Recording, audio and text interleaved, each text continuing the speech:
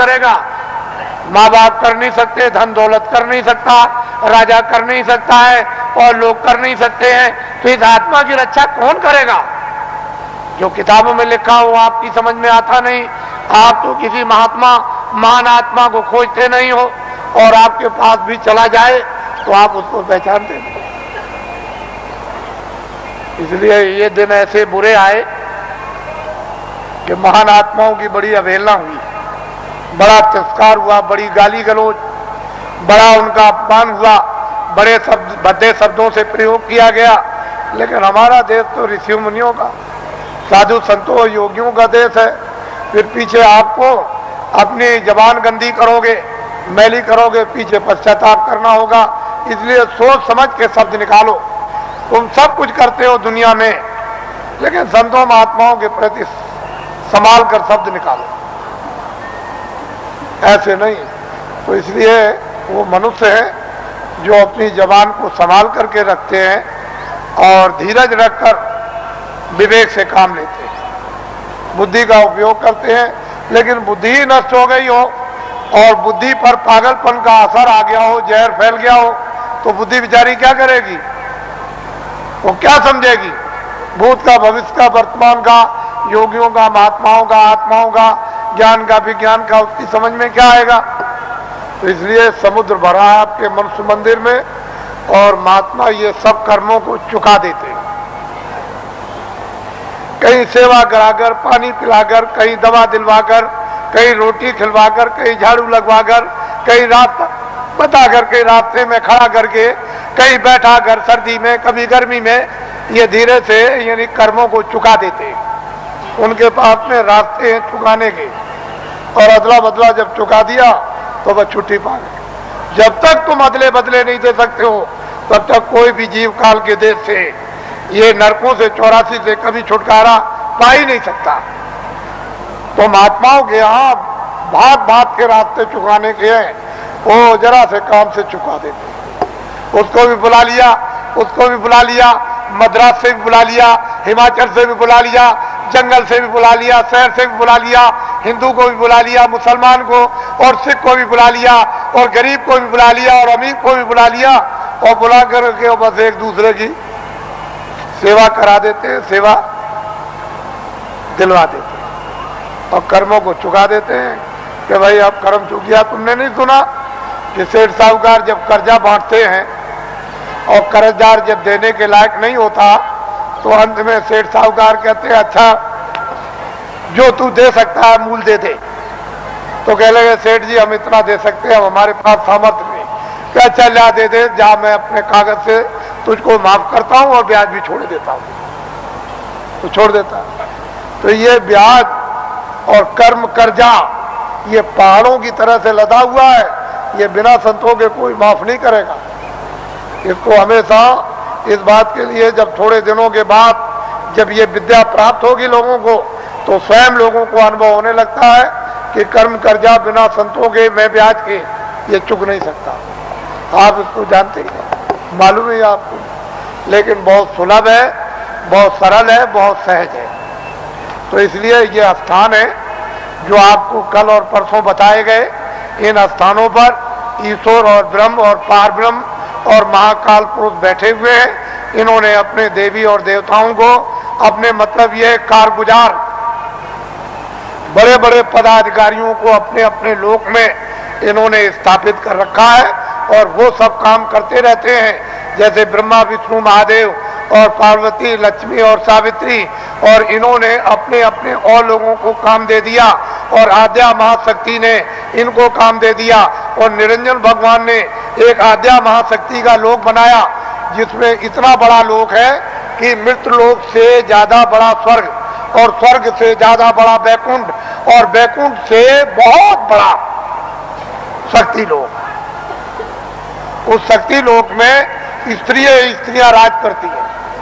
पुरुष का, पुरुष स्वरूप का, यानी पुरुष रूप का और पुरुष की शकल का नाम और निशान नहीं है, वह सारी की सारी स्त्रियों का राज उस मंडल में, उसको कौन पार कर सकता है? किसकी सामर्थ्य है? उसके बाद निरंजन भगवान का जो धाम है वो तो मतलब है कितना बड़ा, तो कितना बड़ा, उसके ऊपर फिर माया का देश है, वहां माया ही माया है, वहां पुरुष का कहीं भी नाम निशान, उस बड़े इतने बड़े जितने जितने माया के लोग हैं उसमें कहीं भी कोई पुरुष नहीं दिखाई देता। और फिर ब्रह्मधाम,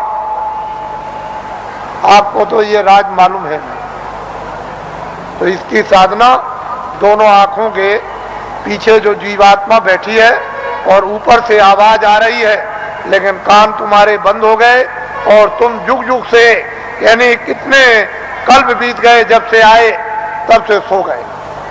कोई तुमको महापुरुष, कोई योगी, कोई सिद्ध पुरुष तुमको जगाने के लिए मनुष्य मंदिर में मिला नहीं कि तुम्हारी जीवात्मा को घाट पर बैठाल के जगा दे। अब ये वक्त और समय आ रहा, हम उस तरह का सब माहौल तैयार किए देते हैं। जब सब चीज तैयार हो जाएगी, खरपतवार जब तैयार हो जाएगा और वो गीला ना हो, सूख जाएगा, तो बस ऐसे माचिस लगाई तो वो 11 रुपये जब माचिस लगेगी तो भक पेट्रोल की तरह से भक आग लग जाएगी, तो जल भून करके तुम्हारे सब पाप भस्म। इसको कहते हैं 11 रुपये अग्नि।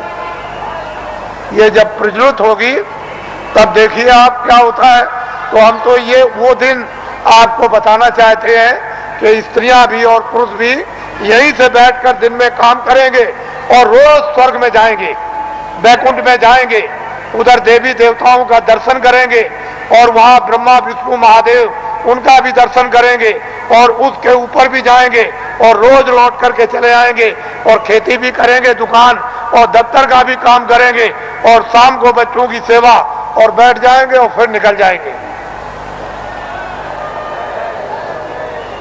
बड़े ध्यान से आप सुनिए, ये आसक्त रहित ये परिवार होगा जैसे राजा जनक थे। उनको राजकाज आदेश का पालन करना था, उसको कोई मोह ममता नहीं थी,